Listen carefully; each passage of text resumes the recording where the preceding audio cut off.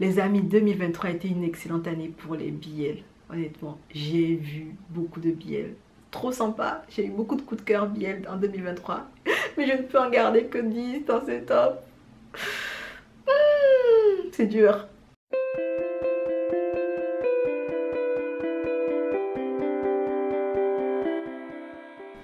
Hello, moi c'est Diane et bienvenue sur cette chaîne où j'aime parler de drama asiatique, de livres et de trucs que je trouve plus fun en général.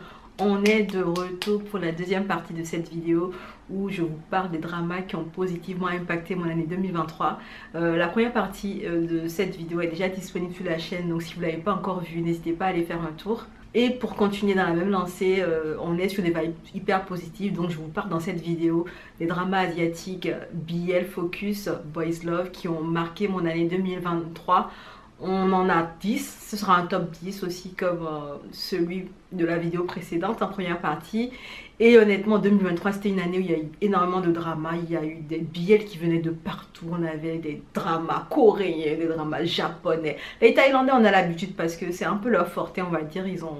Voilà, le catalogue est très varié chez eux en général, donc ça ne me choque pas. Mais c'est plus les Japonais, les Coréens, les Taïwanais qui reviennent en force. Et puis aussi on a eu quelques tentatives de bromance chez les Chinois, vous savez, à cause de la censure, je ne peux pas faire mieux. Donc voilà, c'est une vidéo pour remercier ces dramas-là, ces billets-là, parce qu'ils m'ont fait passer des moments de pure joie pendant quelques mois de l'année 2023. Et ne serait-ce que pour ça, voilà.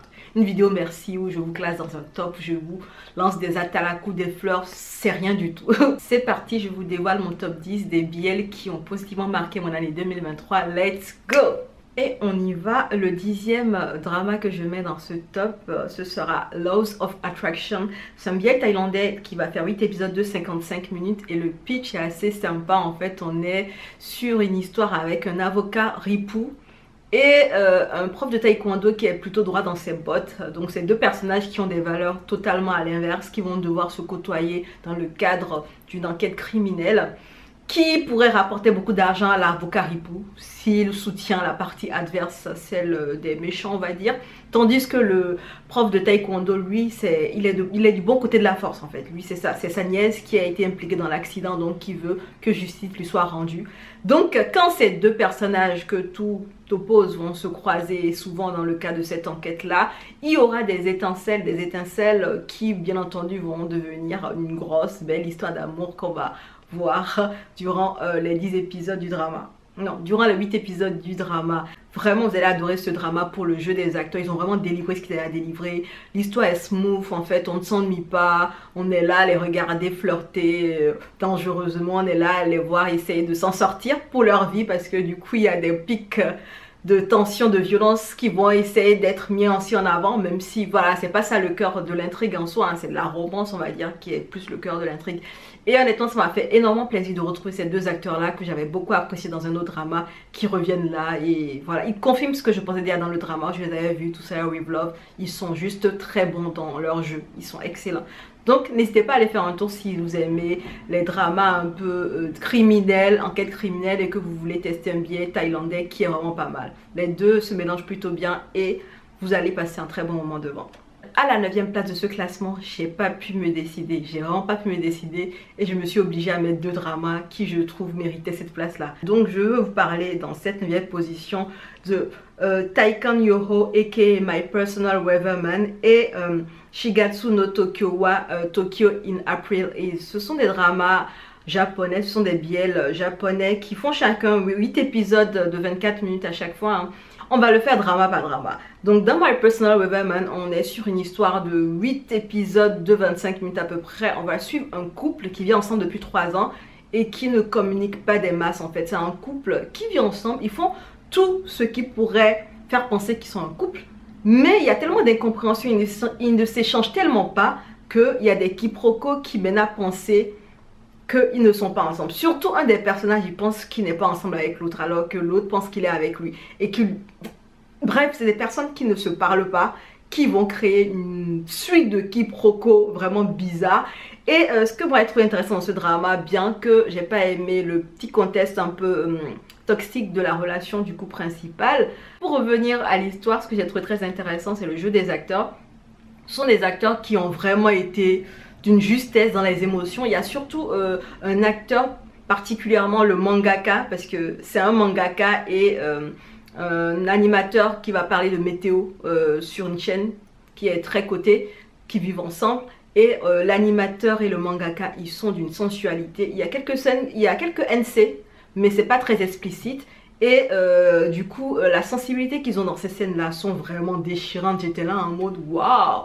Donc j'ai beaucoup aimé ce drama-là pour ce côté-là où on a une romance et des acteurs vraiment qui étaient d'une sensibilité, d'une sensualité, waouh, vous faire ouvrir grand les yeux. J'ai vraiment kiffé les regarder jouer, donc je vous le recommande si vous voulez une romance pas trop longue, japonaise, qui fait le job, qui va vous parler d'un couple dysfonctionnel, qui va finir par apprendre à se parler et à s'avouer ses sentiments. Le deuxième drama japonais qui est à la 9e place toujours, c'est Tokyo in April Is. En fait, c'est toujours un drama de 8 épisodes de 24 minutes. Et ce qu'on va suivre, en fait, c'est une romance entre deux adultes qui, de prime abord, étaient ensemble quand ils étaient au lycée. Mais ils ont été séparés bizarrement. La vie les a séparés bizarrement. Et des années plus tard, il y en a un qui va intégrer une nouvelle société et va réaliser que voilà, son meilleur ami au lycée est dans la société en question. Ce sera l'occasion pour eux de renouer leur amitié et essayer de comprendre peut-être ce qui les a séparés il y a des années de cela. Et ce drama, les amis, en fait ce drama résume très bien ce que j'aime chez les Japonais, vraiment très très bien. C'est un drama qui est d'une mélancolie. Déjà les images, la photographie. Non mais honnêtement les Japonais ils ont une manière de filmer que j'adore. Ils ont une manière de filmer que j'adore beaucoup les Japonais. J'aime trop la qualité de l'image, un peu vieillotte, qui tire un peu sur le jaune et ça renvoie le petit côté mélancolique que j'adore, j'adore. Et dans ce drama, honnêtement, ce que j'ai apprécié, l'alchimie de ouf entre les personnages, ça c'est une obligation en fait dans ce genre de roman, sinon on n'y croit pas. Et aussi en fait des personnages qui ont été développés d'une certaine manière que j'ai bien apprécié. Je vous le recommande si vous aimez le drama japonais un peu mélo, avec la vibe des images un peu vieillottes. Vous sentez un été chaud au Japon. Si vous aimez aussi les belles alchimies entre les personnages et vous aimez les personnages qui sont complexes parce que voilà, ils ont été traumatisés à un moment donné de leur vie, ce drama, il est fait pour vous. Voilà. En 8e position, j'ai mis le BL thaïlandais My School President. C'est un BL qui va faire 12 épisodes de 45 minutes et le pitch, c'est de ce que j'aime bien. Parce qu'on va parler de musique les amis. En fait ce que j'aime beaucoup dans ce drama c'est qu'on parle beaucoup de musique et j'adore quand on parle de musique. J'adore les comédies musicales et le drama est un peu... c'est pas une vraie comédie musicale mais il y a beaucoup de musique dedans. Et moi j'ai kiffé.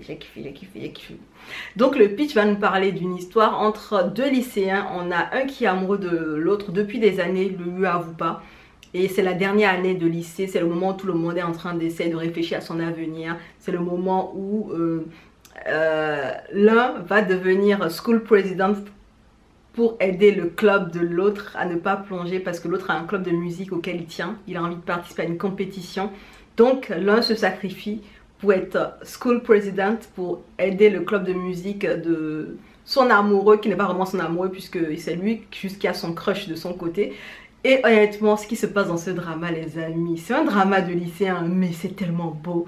Le drama est vraiment porté par deux personnages selon moi. Même si les autres personnages aussi sont très intéressants, hein, ils sont pas en reste, mais c'est vrai que ce drama-là, moi, j'étais là devant, à sourire bêtement, comme une petite fille de 15 ans, à cause de deux personnages que je regarde, je me disais, mais ils sont si jeunes ces acteurs, ils arrivent à jouer aussi bien.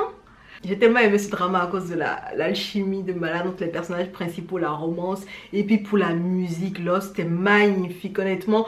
En plus il y a des chansons qui traduisent des émotions en fait des protagonistes, des personnages du drama qui sont tellement justes et j'étais là en mode ouais, ah c'est dur hein, le lycée, c'est dur quand tu dois décider de ton avenir et tout ça, c'est pas facile. Bref, c'est un drama vraiment qui m'a fait retomber dans mes années de lycée et j'étais gaga devant la romance entre les personnages principaux. Donc je vous le recommande si vous aimez les comédies romantiques, si vous aimez les histoires de lycée, les premiers amours, si vous aimez la musique aussi. Ce drama est fait pour vous les amis. En 7e position, j'ai mis le drama japonais Bokura no Mikrona Shumatsu, The End of a World Review. On est sur un biais japonais de 8 épisodes de 25 minutes. Le pitch est juste géant. Le monde sera détruit dans 10 jours. Faites avec.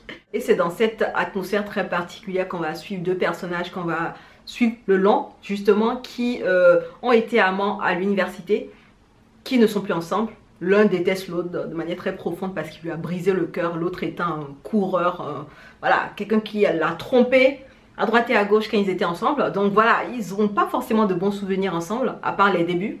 Mais la situation va faire qu'ils vont devoir aider une tierce personne à réaliser quelque chose dans l'arrière-pays. Donc ils vont devoir faire un voyage pour aider un jeune homme en fait à rejoindre sa famille avant la fin du monde. Et c'est dans cette situation-là qu'on va les voir petit à petit en fait aborder ce qui s'est passé dans leur année universitaire et voir s'il y a moyen pour eux en fait de se pardonner mutuellement avant la fin du monde. Ce drama mérite une vraie vidéo en fait où je vous parle de tout ce qui se passe dans ce drama parce que je dois être aussi drama très intéressant. C'est un drama qui est assez profond et en fait vous pouvez pas dire aux gens c'est la fin du monde et vous attendre à ce qu'ils agissent normalement. Ce que vous allez voir dans ce drama, c'est des gens qui en ont rien à faire puisqu'ils n'ont que 10 jours à vivre. Donc ils vont essayer de vivre au maxi. Ils vont essayer de comprendre le sens du mot vie alors qu'ils sont à 2 doigts de clamser. En fait, c'est un drama qui va vous faire voir des personnages dans leurs émotions les plus extrêmes. Et je dois faire une vidéo sur le drama, j'en parle depuis, je vais la faire. Parce que vraiment, c'est un drama qui mérite solidement un bon 8 quand même. Parce que j'ai adoré ce qui se passe dans ce drama. Le côté tragique de leur fin qui... Voilà, le compte à rebours qui se rapproche de plus en plus, cette impression qu'ils sont pris à la gorge, qu'ils ne peuvent pas s'en sortir et réaliser qu'ils doivent faire des bilans sur leur vie malgré tout. Oh, les humains dans ce drama étaient d'une humanité, les amis. Oh, j'aime trop. Alors, j'ai mis en 6e position le drama coréen The Eight Sense. C'est un biel coréen de 10 épisodes de 35 minutes. Et le pitch va raconter l'histoire en fait d'un jeune homme qui, il est en première année d'université, il a quitté une petite ville et là il va dans la grande ville à l'université, il ne connaît pas forcément les codes de la grande ville et il essaie en fait de s'intégrer comme il peut. Il va s'inscrire à un club de surf et il va rencontrer là-bas un senior qui est vraiment assez charismatique. Les deux vont se lier d'amitié parce que... l'un n'est pas dans le jugement. Je veux parler du jeune qui ne connaît rien en fait au code de la ville et tout ça. Il est très gentil, ne pense pas à mal. Enfin voilà, il pense pas à mal en général. Donc ces deux-là vont se lier d'amitié. Et honnêtement, ce qu'on va suivre, c'est leur amitié qui va évoluer vers quelque chose de beaucoup plus profond. On est sur une romance bielle, donc vous vous doutez bien de ce qui va se passer. Et honnêtement, je commence par dire un truc. Ce drama est d'une prétention les amis. C'est d'une prétention. L'équipe de réalisation... de ce drama est d'une prétention les amis, ils sont prétentieux à souhait. Mais à raison, ils avaient raison d'être prétentieux. En fait, si tu es prétentieux et que tu es talentueux, tout va bien. Au départ, je trouvais que la réalisation était très prétentieuse parce qu'en fait, on sentait qu'ils essayaient de vous balancer tout leur savoir en pleine face, ce qu'ils savaient faire. Voilà que je te montre, je sais faire ci, je sais faire ça. Mais le truc, c'est que à la fin de la journée, les amis, le talent prévaut toujours. Je crois que c'est ça la conclusion. La cinématographie, les paysages et la beauté brute des émotions des personnages vont vous faire chavirer. Bref, je vous recommande si vous voulez un drama, voilà, avec une belle cinématographie, avec des émotions vraiment qui sont très fortes, avec une mise en intimité très belle, vraiment, que j'ai rarement vue, j'ai envie de dire d'ailleurs. À part dans Blooming l'année dernière. Donc vraiment très beau. À voir, pour sûr. En 5e position, j'ai mis le drama japonais Ei no Kinu Eternal Yesterday. C'est un biel japonais de 8 épisodes de 25 minutes. Et honnêtement, les amis, c'est un biel qui m'a chamboulé. J'ai versé des larmes, hein, c'est vous dire. Le pitch démarre par une situation tout à fait classique. On a 2 lycéens qui sont meilleurs amis, qui font le chemin pour aller au lycée ensemble. Quand tout à coup, cette scène limite domestique est vraiment bouleversée par un accident. Un camion qui va venir percuter l'un d'entre eux. Qui du coup est censé être mort mais qui revient à la vie. Et ce qu'on va voir dans cette histoire, c'est 2 amis qui vont essayer de continuer à vivre malgré que l'un soit mort cliniquement mais vivant, un mort vivant on va dire, et que l'autre soit un humain classique. Et c'est leur relation qu'on va nous expliquer pendant qu'on nous fait traverser leur quotidien au lycée, pendant que petit à petit les gens vont commencer à oublier le mort vivant quoi. Et c'est un drama que j'ai mis à cette position parce que c'est un drama qui m'a profondément bouleversée J'ai vraiment versé des larmes en fait quand je regardais ce drama-là. Et je trouve que, honnêtement, j'adore les Japonais pour prendre des risques comme ça, en fait. Ils n'ont pas peur d'aborder des sujets graves. Ils n'ont pas peur, en fait, de parler de sujets qui peuvent être profondément tristes. Ils n'ont pas peur et j'ai aimé comment ils ont amené ça. C'était tellement smooth. C'est un beau drama. L'interaction entre les deux meilleurs amis, leur romance, le pourquoi du comment. Ah, ce drama. Aïe, aïe, aïe. Ce drama. J'étais là, je me suis dit, mais... Damn. La musique était belle. Elle accompagnait bien les émotions. Les deux personnages qui étaient amoureux, bien entendu, parce que c'est une romance bielle, hein, étaient vraiment dans le déni profond, en fait. Oh, putain. C'est un drama qui est très triste, en fait. C'est vraiment un drama triste. Et je vous le recommande si vous voulez un drama très émouvant, une romance vraiment très très émouvante, mais qui est triste, en fait. Si vous aimez ce genre de vibe, vraiment... Eternal Yesterday est fait pour vous. Fou, fou, fou. Quand j'y repense, j'ai pas envie de pleurer. J'ai mis en 4e position le drama japonais Utsukushi Kare, saison 2. My Beautiful Man, saison 2. J'ai aussi regardé le film, donc je vais le rajouter à la liste, on va dire. Et en fait, on est sur un biel de 4 épisodes de 24 minutes. C'est la suite directe de l'histoire de la saison 1, dont j'ai déjà parlé sur la chaîne. Donc n'hésitez pas à aller faire un tour pour voir la review. Et en fait, ce que j'ai détesté beaucoup dans la saison 1, en fait, a été lourdement rattrapé dans la saison 2.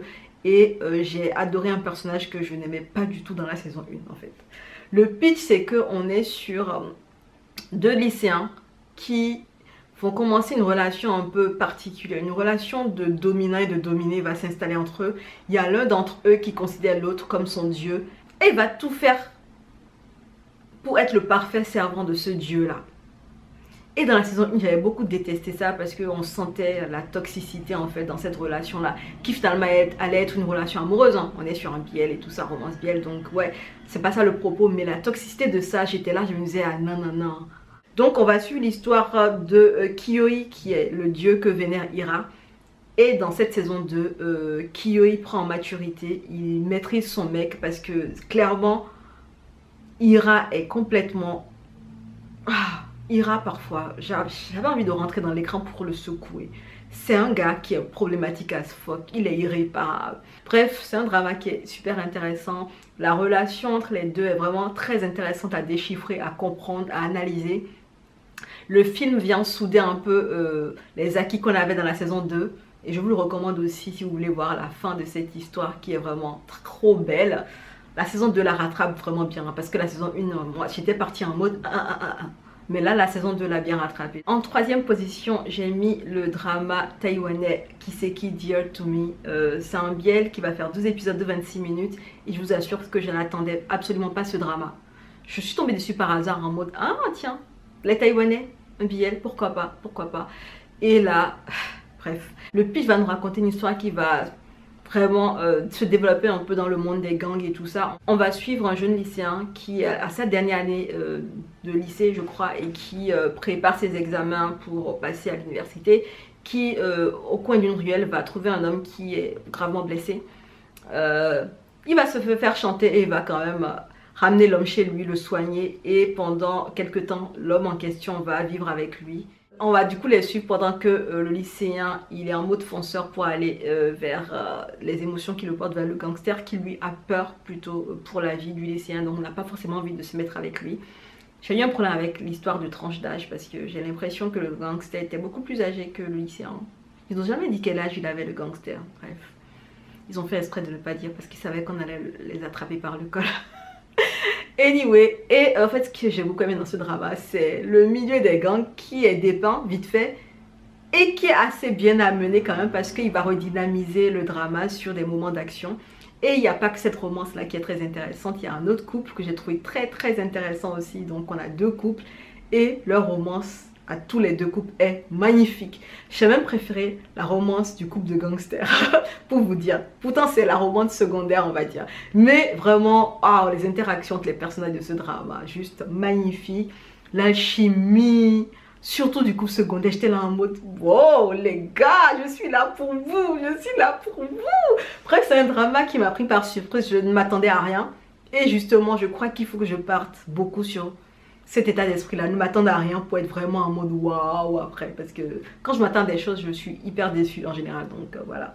Très bon drama de romance action. Si vous voulez vous laisser tenter par un drama taïwanais cette année, vraiment, Kiseki Dior to Me est un must-do. Il faut le faire, il faut le regarder, il est vraiment très bien. Donc je vous recommande. En deuxième position, j'ai mis le drama thaïlandais Only Friends. C'est un biais thaïlandais de 12 épisodes de 50 minutes. Et le pitch, c'est qu'on va suivre une bande d'amis qui vont devoir évoluer dans un projet universitaire. Ils doivent créer un hostel. Ils doivent mettre tout en place pour accueillir des guests à un certain moment. Donc, on les suit pendant qu'ils montent cet hôtel-là, cet hostel-là. Et pendant que les relations amicales vont devenir douteuses, elles vont devenir relations friend with benefit, relations amoureuses, relations d'ennemis. Et les amis, les histoires de ce drama, les relations amicales, amoureuses, charnelles, tout ce que vous voulez sont juteuses. Il se passe tellement de trucs. Chaque épisode de ce drama, c'est n'importe quoi. J'étais là en mode... Les Thaïlandais, ils étaient venus pour choquer de ouf. En fait, c'est un drama. Je ne m'attendais à rien parce que j'avais pas vu les trailers et tout ça. Mais vraiment, j'étais là en mode oh boy, les Thaïlandais ils se sont lâchés.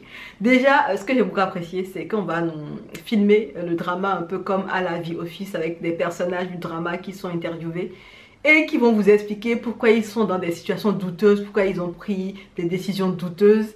Et derrière, tu les vois faire des choses, tu te dis mais ce drama, c'est le drama du chaos.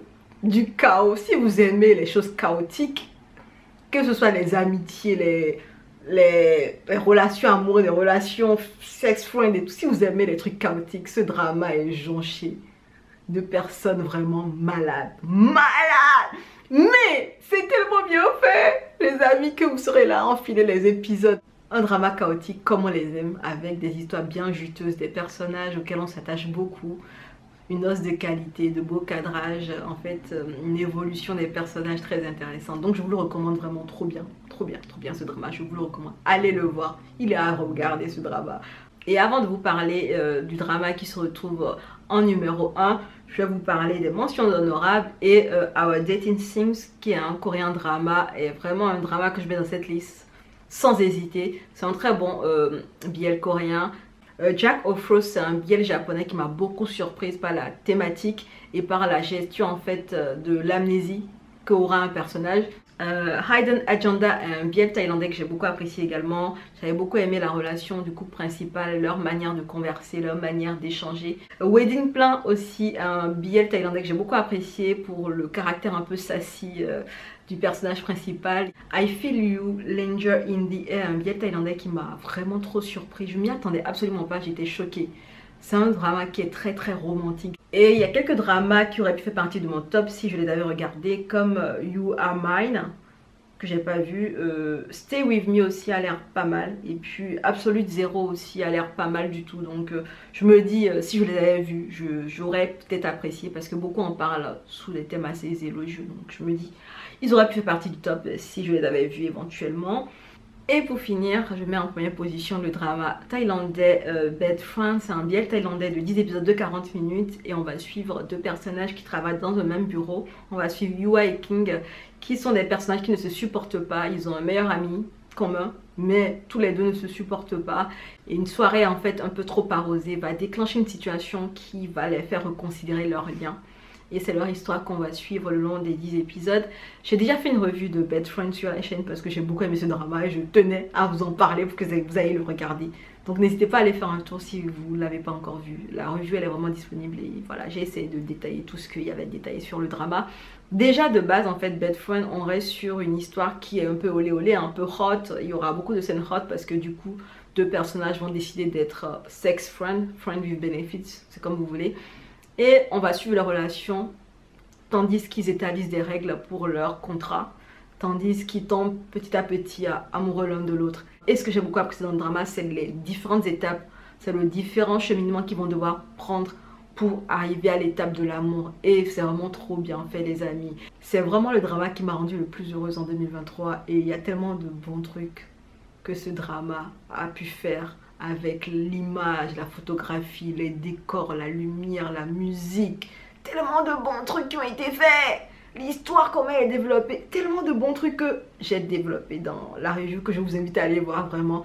Que je me dis, c'est un drama à faire si vous ne l'avez pas vu. Il est vraiment très très bon. Et voilà, c'est juste le drama qui m'a rendu le plus heureux en 2023. Et voilà, je voulais le partager avec vous, on va dire. Vraiment, il est très bon. Donc je vous le recommande très très chaudement. Voilà. Et voilà comment on conclut la liste des dramas qui ont positivement impacté mon année 2023. Bien entendu, tout ça est subjectif, comme je l'ai déjà dit dans la précédente vidéo. Peut-être que des dramas de cette liste n'ont même pas pu se glisser dans votre top 50. Donc voilà, des goûts et des couleurs, on en reparlera toujours. Bref, donc n'hésitez pas à me dire ce que vous pensez de cette vidéo en commentaire. N'hésitez pas à me glisser votre top 10 des BL qui ont positivement marqué votre année 2023. Comme ça, on regarde les listes et tout ça. Partagez tout ça en commentaire. Bref, j'ai fini avec cette vidéo et j'espère que vous l'avez appréciée. Si vous l'avez appréciée, n'hésitez pas à la liker, la partager. Abonnez-vous à la chaîne aussi, ça fait du bien. A bientôt dans la prochaine vidéo où on va parler des meilleures lectures normalement. Avant d'aller bitcher sur les pires trucs, hein, ça arrive. Bref, on se dit à bientôt dans une prochaine vidéo et en attendant, prenez soin de vous. Allez, ciao.